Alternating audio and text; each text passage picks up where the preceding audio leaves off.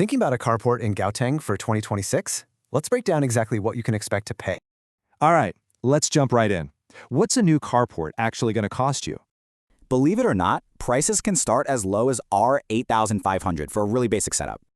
But on the high end, you could be looking at R$45,000 or even more for premium structures. So what causes that huge price jump? Well, it really boils down to a few key things. The three big ones you need to think about are material, size, and your location. Okay, let's start with the biggest one, your choice of material. This is a huge budget decision. Shade nets are your budget-friendly pick. They're great for protection against sun and hail.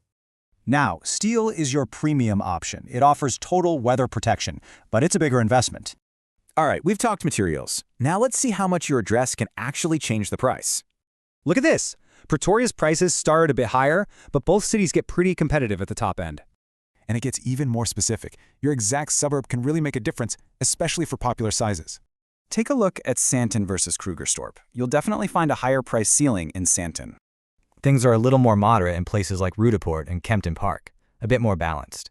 And see here, Alberton and Edenvale really stand out as more budget-friendly choices. So, what do these numbers actually get you? Let's break it down by budget. Budget, mid-range, and premium.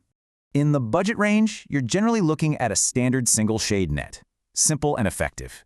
Move up to the mid-range, and now you've got options, like a double shade net or even basic steel. And in that premium bracket, you're getting a top-tier double steel carport that's really built to last. Okay, ready to start? Here are your next steps. Pick a material, measure your space, and factor in your location. So, what's the right choice for you? Hopefully, this gives you a much clearer idea of what to expect.